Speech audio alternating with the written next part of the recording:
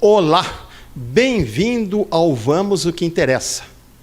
A cada edição do Vamos ao que Interessa, traremos para você um especialista que conosco irá discutir temas da atualidade, temas de seu interesse, enfim, aquilo que te interessa. Certamente será uma linguagem traduzida para o nosso conhecimento, que não é necessariamente o conhecimento científico ou específico de cada um que aqui vier. No programa de hoje, temos a presença da professora mestra Cristiane Fátima Guarido. Ela que é farmacêutica, mestra em fisiopatologia da Clínica Médica e coordenadora do curso de farmácia da Asfil. Vamos conversar essa noite sobre os medicamentos. Há vezes em que vejo pessoas tomando medicamentos nas mãos como se fossem feijões, grãos de feijões bebidos com um gole de água. Pergunto, mas precisa tudo isso? A resposta, estou tratando da minha saúde.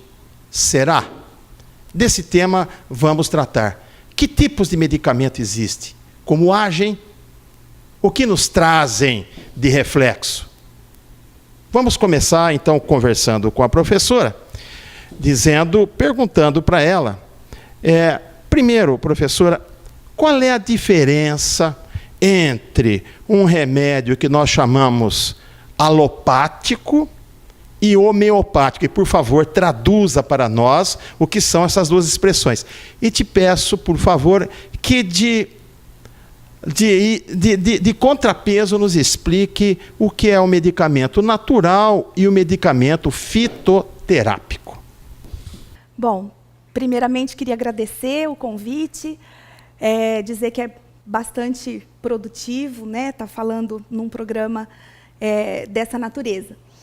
Os medicamentos, eles são classificados como alopáticos, homeopáticos e aqueles que têm origem que a gente costuma dizer natural, que são os fitoterápicos ou as plantas medicinais. Os medicamentos alopáticos, eles são, em geral, industrializados, são de origem química, então, na verdade, são medicamentos sintetizados em laboratórios, produzidos em indústrias em grande escala. Os medicamentos homeopáticos, por sua vez, o que acontece, inclusive, da população fazer uma confusão muito grande, muitas pessoas da população acreditam que os medicamentos homeopáticos são naturais, o que não é uma realidade. Então, os medicamentos homeopáticos, eles podem ser produzidos tanto na indústria como na forma magistral, em farmácias com manipulação, porém, eles são medicamentos que ele têm uma origem que se chama a cura pelo semelhante. Então, muitas vezes, o medicamento homeopático ele pode ser originário ou de uma bactéria, ou de uma planta, ou de um produto químico. Então, muitas vezes, ele não tem a origem natural como a população acredita.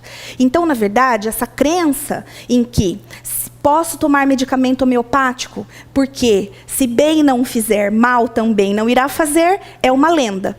Todo medicamento homeopático provoca risco para o indivíduo da mesma forma que um medicamento alopático.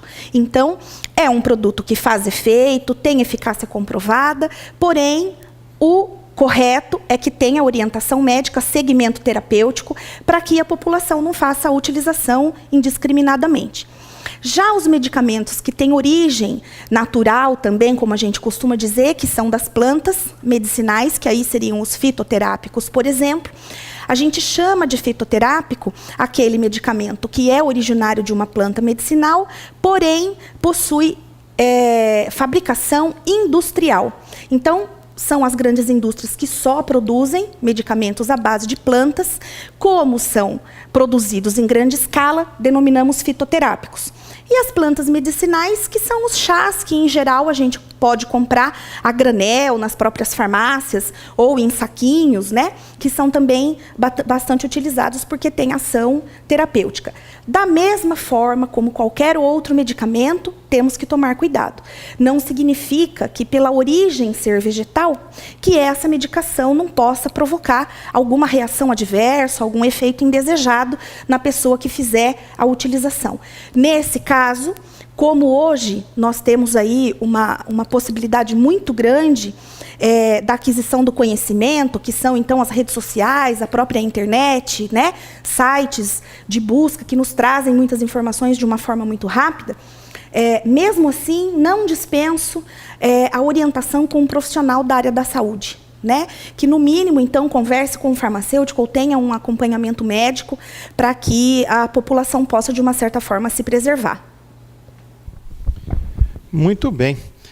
Quer dizer, nós temos os remédios que são desenvolvidos quimicamente, os alopáticos. Temos os fitoterápicos, que são aqueles que vêm das folhas, das raízes, das cascas, das sementes e que são feitos na indústria. E temos o que nós chamamos aqui de naturais, que são aquela folha que você faz um chá na sua casa, a semente que você moe e toma. Todos eles, inadequadamente, em excesso, fazem mal. Entendi errado? Não, é perfeitamente isso. Bom, qualquer coisa em excesso, até água. Eu me lembrei disso. Então, faz mal, sim. Não é porque é um chá, porque é uma folha natural que não possa fazer mal. A professora tocou num ponto interessante quando falou da medicação, do acompanhamento de um profissional. Nós aqui no Brasil temos uma oferta grande nas farmácias de medicamentos e que podem ser comprados até sem receita médica. Ultimamente, os antibióticos estão sendo mais controlados. Isso causou estranheza para muita gente. Eu tinha dor de garganta, eu ia lá, tomava um medicamento, 1000 unidades lá e ficava bom. Né? Professora, fala um pouco sobre a automedicação e seus riscos. Quer dizer, aquela que você não tem o acompanhamento de um profissional, de um médico ou de um farmacêutico. Importante diferenciar o farmacêutico do balconista de farmácia. Faça essa diferença primeiro e, em seguida, fale um pouco da automedicação e seus riscos. Já aproveitando o gancho, explique, porque eu sei que isso está ligado, por que as bactérias novas surgem numa velocidade maior do que a ciência consegue produzir antibióticos. E aí a gente ouve, de vez em quando, morreu o fulano após uma cirurgia porque uma superbactéria o pegou e não havia antibióticos que a matasse, vamos dizer assim. Por quê, professora?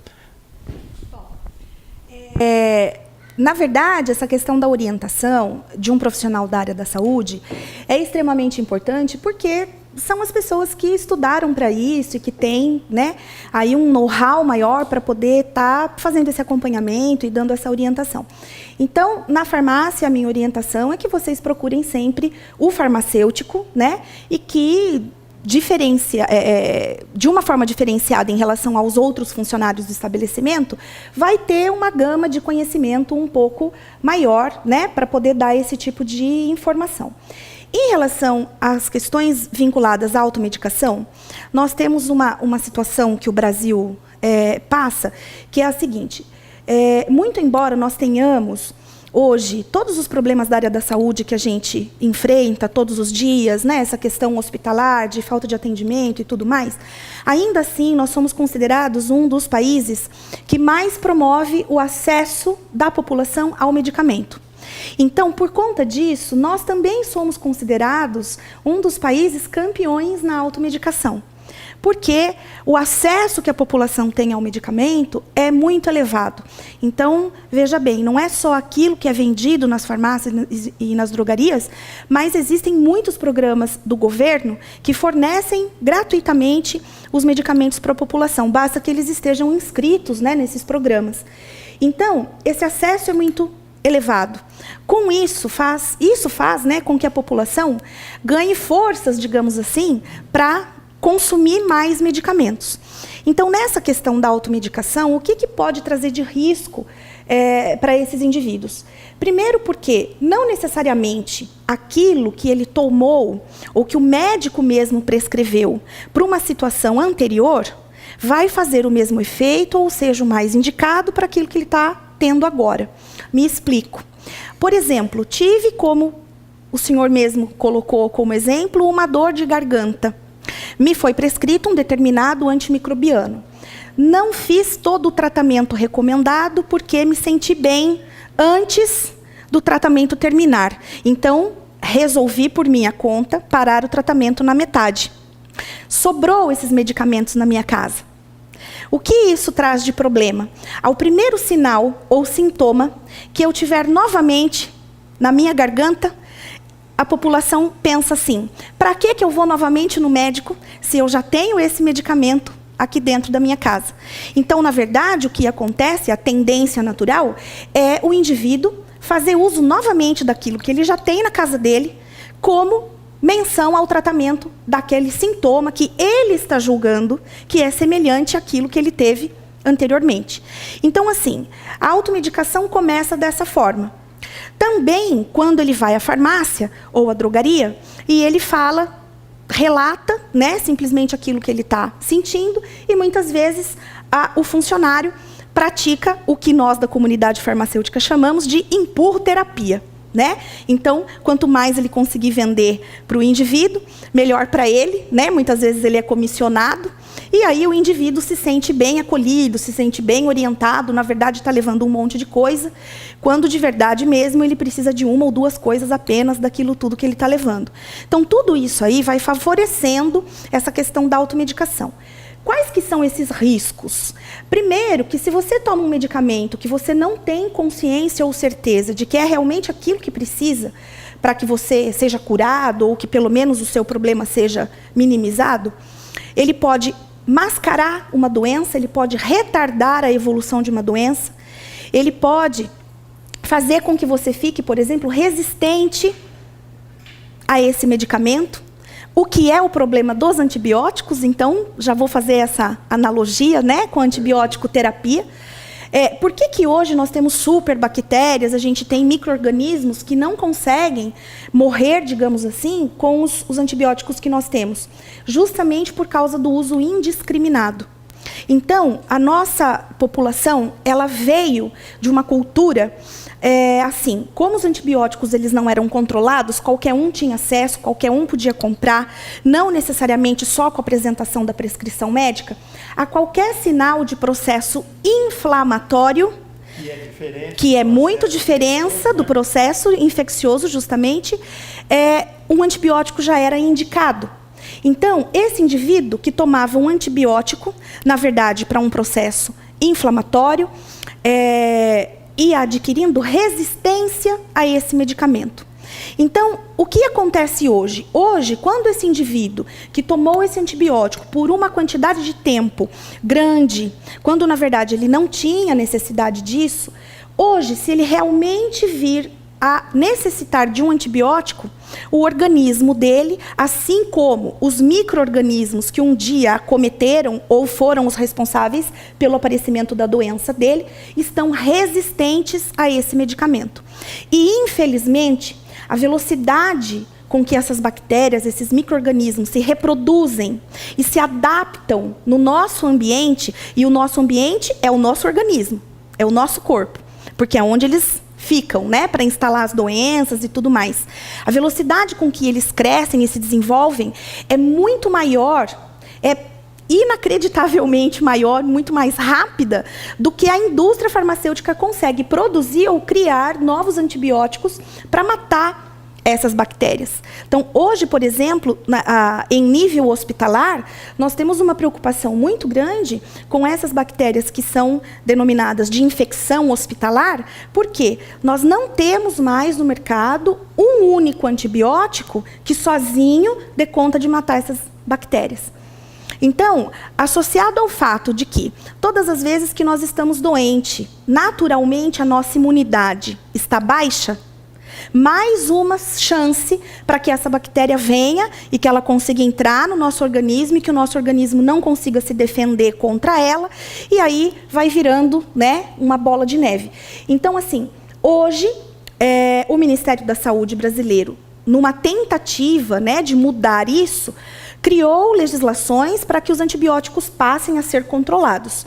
Então, hoje, teoricamente, não se compra mais antibióticos sem prescrição, sem a apresentação da prescrição médica, numa tentativa de racionalizar essa utilização, justamente porque foi esse uso indiscriminado durante muitos anos que fez com que, infelizmente, esses micro-organismos se tornassem resistentes à maioria dos antibióticos mais comuns que a gente tem no mercado.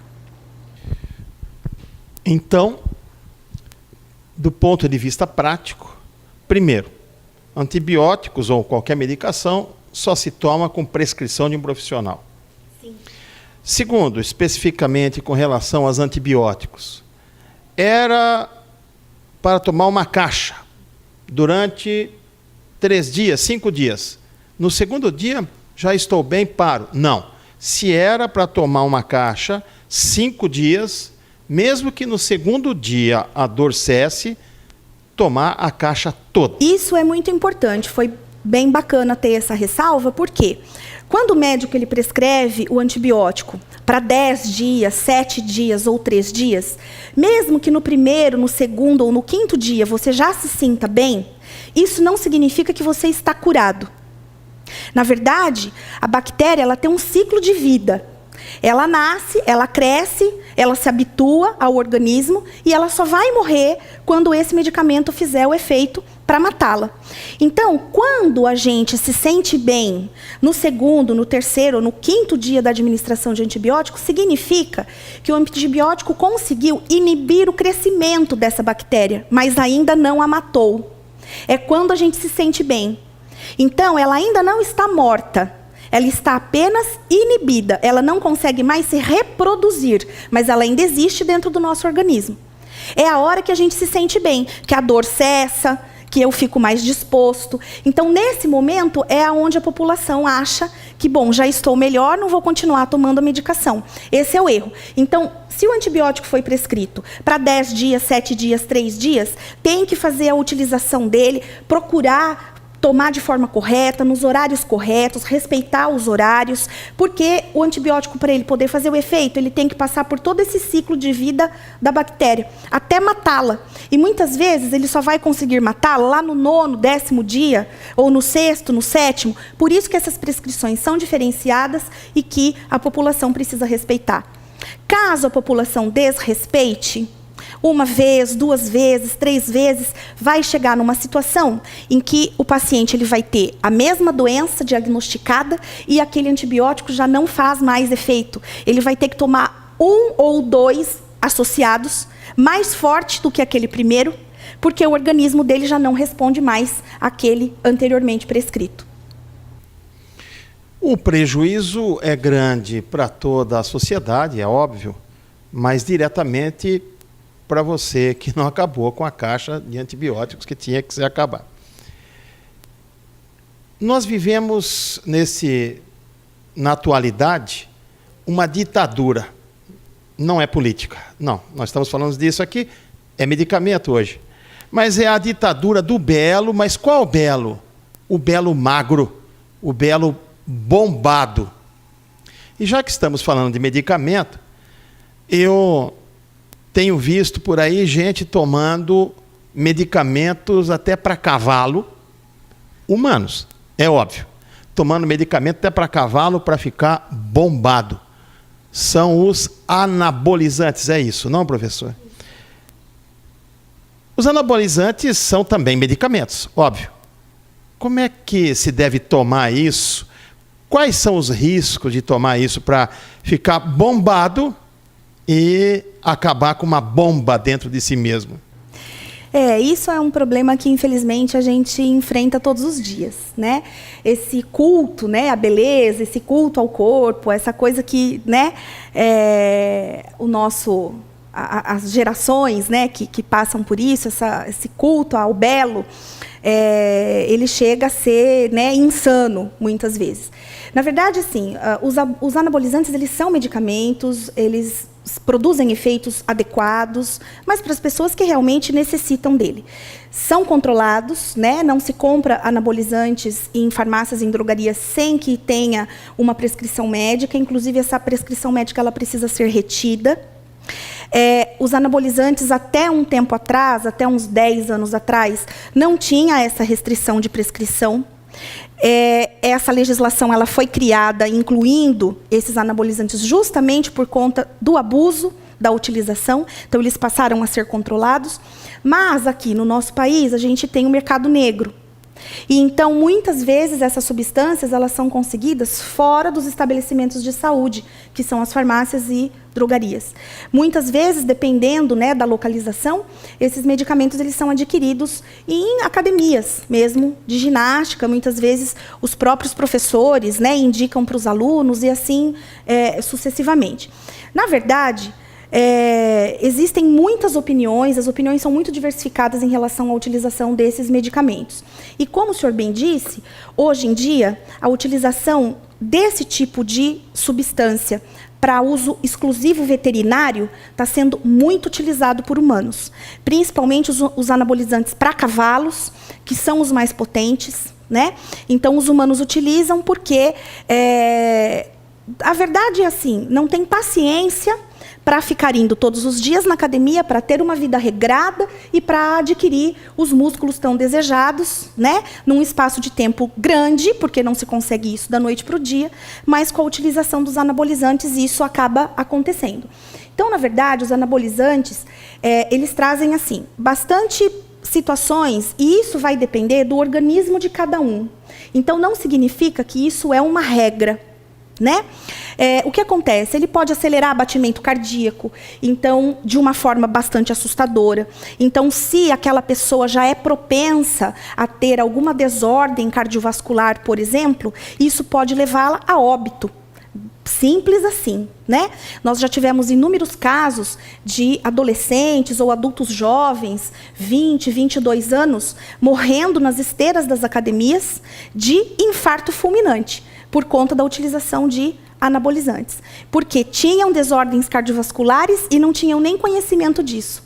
Descobriram pela consequência da utilização indiscriminada. E aí tem inúmeras outras coisas, né? Dores de cabeça incessantes, aparecimento de acne por todo o corpo, que são as reações adversas. Porém, essas reações elas acontecem pelo abuso da utilização.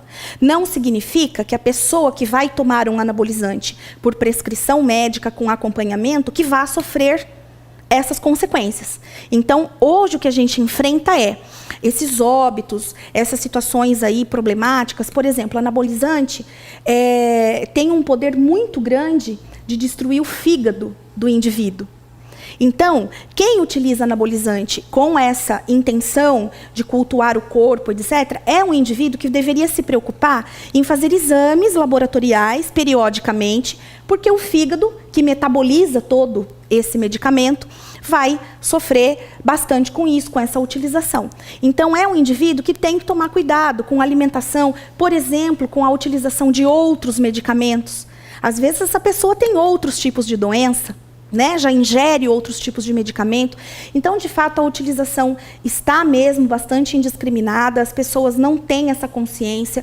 Hoje, infelizmente, esse culto à beleza ele é superior, né, às noções que as pessoas conseguem trazer em si mesmas em relação à preservação da própria saúde, né? Isso é um tema bastante complicado. Ok. Ainda nessa mesma seara, professora, do culto à beleza que nós acabamos de falar, o peso influi negativamente, né? Olha só o peso, olha o peso. Muita gente sincera diz, você engordou um pouco, ainda de preferência, se for o caso, te dá uma beliscadinha na barriga ainda, né? Incomoda todo mundo. E o que nós queremos, a maioria, não é emagrecer, mas sim sermos emagrecidos. Olha, me emagrece aí, como se isso fosse possível. E aí há ofertas, já que há cliente para ser emagrecido, há oferta. Aquelas poções mágicas que aparecem na televisão, comprimidos de não sei quê com não sei quê, chá do pó de não sei quê, poções mágicas milagrosas. Existe isso, professor?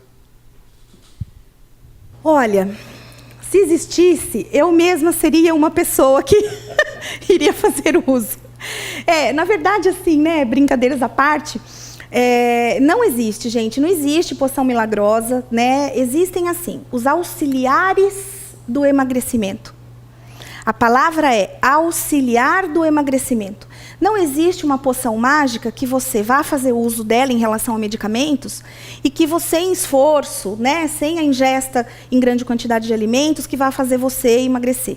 Então, na verdade, o que existem são medicamentos com eficácia comprovada, produzidos, né, magistralmente ou industrialmente falando, e que, obviamente, precisam ter acompanhamento médico, né, que são os anorexígenos, os controladores do apetite, que vão auxiliar no processo do emagrecimento. Porém, só o medicamento sozinho, ele não tem esse poder. Então, não adianta tomar o medicamento sem que ele esteja aliado a uma dieta balanceada, a uma quantidade de exercícios físicos balanceado também, com acompanhamento de preferência, né, para que isso dê efeito. E o que acontece hoje também no mercado são essas, como o senhor muito bem colocou, essas poções mágicas, né, essas fórmulas milagrosas. Nada daquilo que tenha comprovação científica eu posso garantir que faça efeito, né? Então, por exemplo, uma coisa muito errada que a população pensa laxante emagrece? Não, não emagrece. Então, tem pessoas que tomam laxantes indiscriminadamente, achando que o fato de facilitar a evacuação vai perder peso. Não, pelo contrário, perde-se muito líquido. A pessoa pode se desidratar com uma velocidade muito grande e o emagrecimento mesmo que é bom, nada. Da mesma forma, tem muitas pessoas que pensam isso com o diurético. Ah, não, eu estou gorda porque eu estou inchada, então eu tenho que tomar diurético para eliminar esse líquido. Mesmo pensamento errôneo. O diurético também não emagrece. Na verdade, o que ele vai fazer é que você tenha perda de líquido numa velocidade mais rápida. O que pode acontecer é você desidratar com facilidade, porque não adianta nada tomar diurético uma pessoa que não tenha uma ingesta grande também de líquido. Então, vai virando uma bola de neve.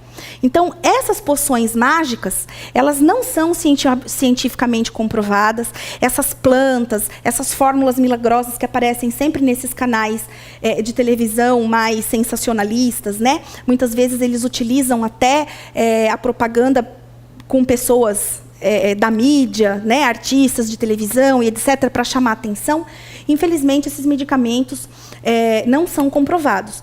Agora, existem sim, como eu disse, os anorexígenos, né, os inibidores ou controladores de apetite, que até bem pouco tempo atrás, a Anvisa, Agência Nacional de Vigilância Sanitária, né, que é um órgão ligado ao Ministério da Saúde, havia proibido a comercialização desses medicamentos, eles estavam todos suspensos. Agora, pouco tempo atrás, eles liberaram novamente a comercialização, justamente porque os riscos, muitas vezes, são superiores aos benefícios. Então, também é necessário que haja acompanhamento, que seja prescrito por médico, que o médico acompanhe, porque as reações adversas também, elas estão muito ligadas ao organismo do indivíduo. Então, não significa que aconteceu com um que vai acontecer com o outro.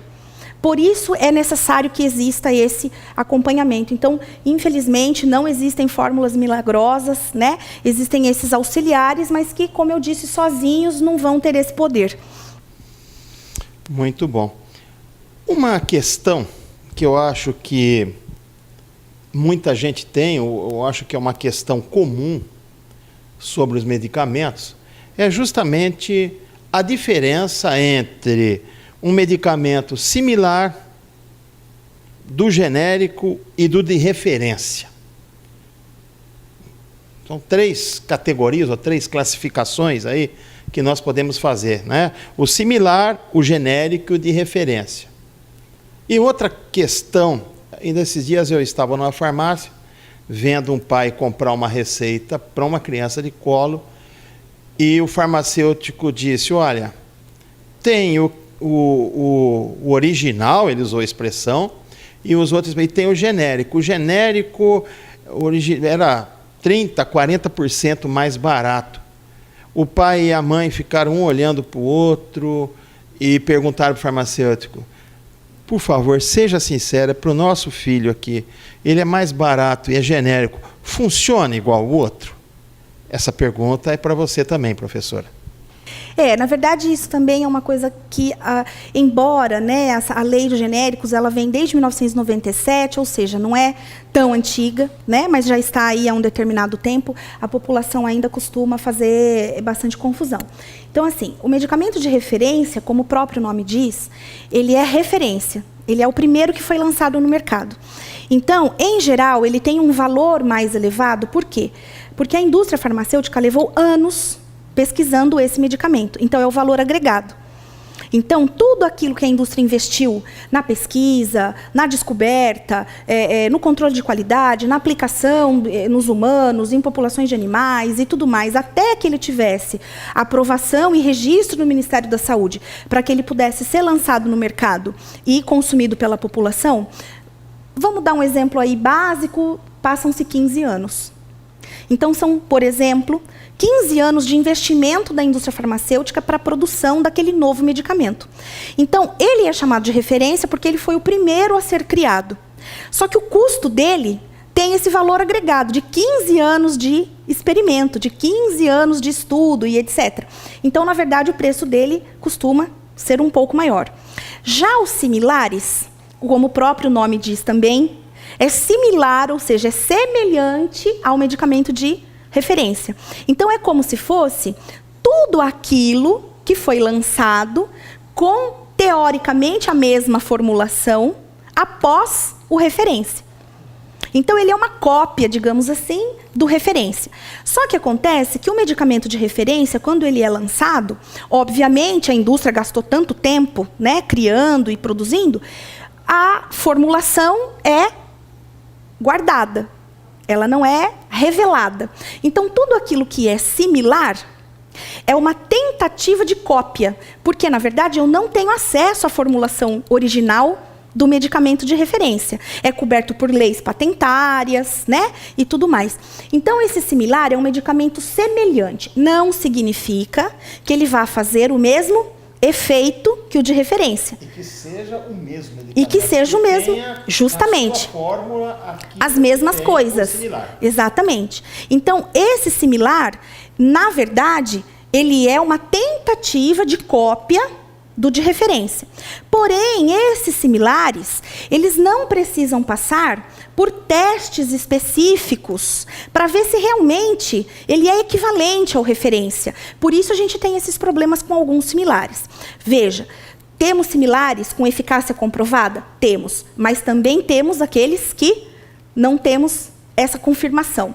Então, pelo sim, pelo não, né, a gente fica um pouco, como consumidor, né, leigo no assunto, a gente fica um pouco mesmo vendido na hora dessa transação.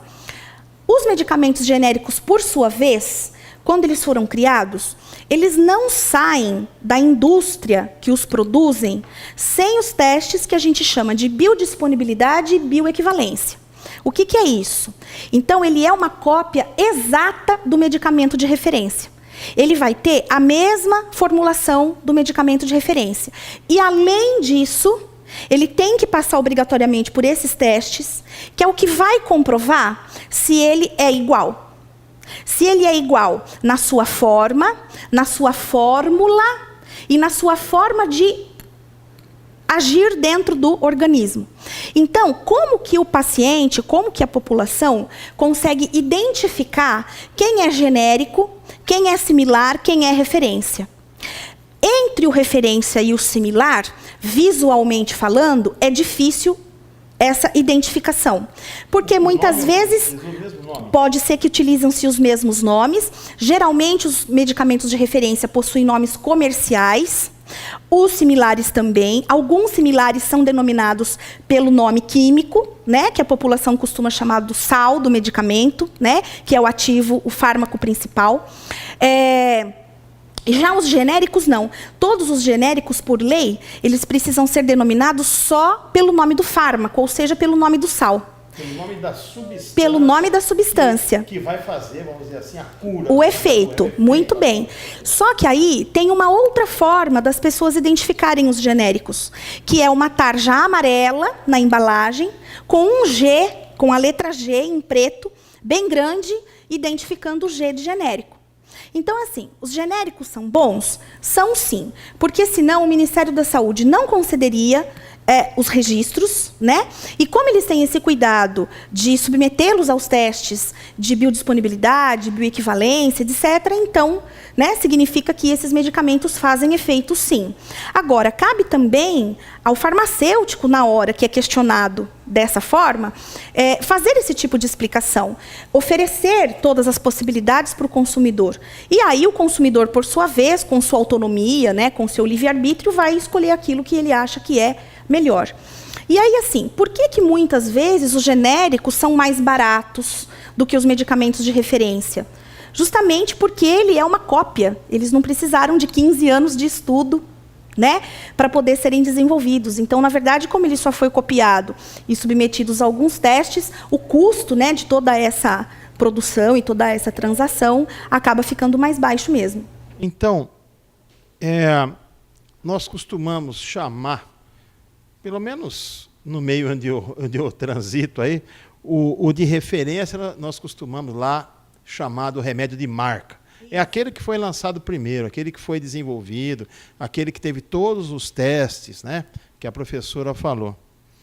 Depois, o similar, que seria uma tentativa de cópia desse, nem sempre tem as mesmas substâncias químicas dentro. E o genérico? O genérico, a professora disse que a tarja amarela nos identifica.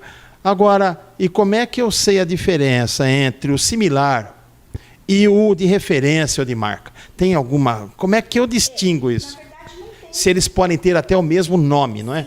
Na verdade, a distinção ela é feita pelo laboratório fabricante, muitas vezes. Então, a população sozinha não consegue fazer essa identificação. Hoje em dia, até queria colocar um adendo, já está existindo uma preocupação do Ministério da Saúde, né, brasileiro, em mudar a legislação em relação aos similares, passando a obrigá-los todos a serem submetidos a esses testes também de biodisponibilidade e bioequivalência. Justamente porque aqueles que forem reprovados nesses testes, a própria Agência Nacional de Vigilância Sanitária proíbe a produção. Então, é mais um ganho para a população, né? Isso ainda está tramitando. Muito provavelmente, daqui a um curto período de tempo, a gente já não chame mais os similares de similares, por conta dessa nova legislação, né? O que vai ser bom. Mas, assim, atualmente, a população não consegue fazer essa identificação se não tiver o auxílio do farmacêutico ou de uma pessoa ali que também saiba disso.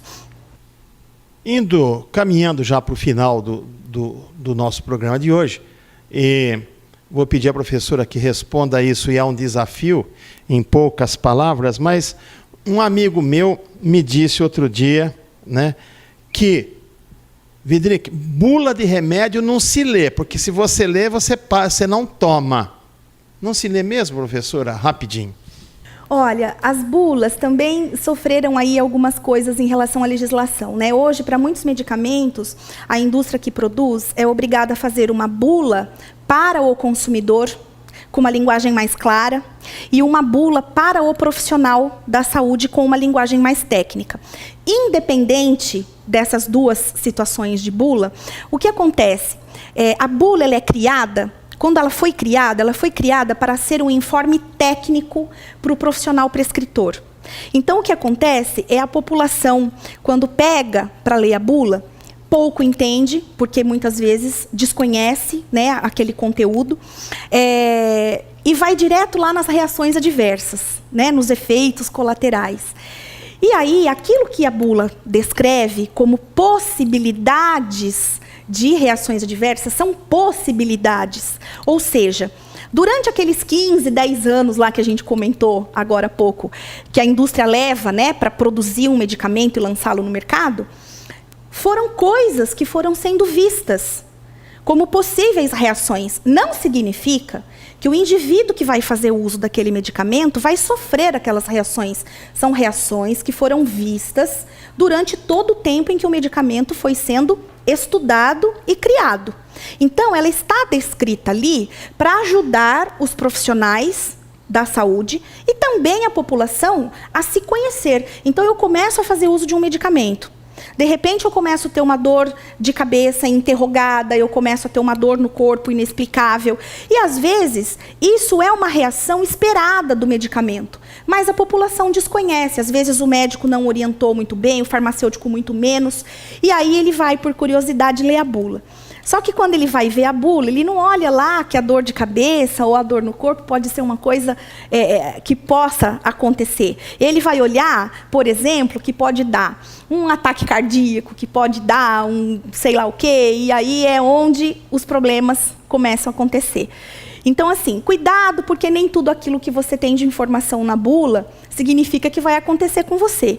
Então, oriente-se com o seu médico, oriente-se com o seu farmacêutico, porque é o caminho mais rápido. Às vezes, a população cessa a utilização do medicamento por medo, quando, na verdade, é realmente o medicamento mais indicado para ele. Ok. Eu quero agradecer aqui a presença da professora Cristiane Guarido. Aprendi bastante.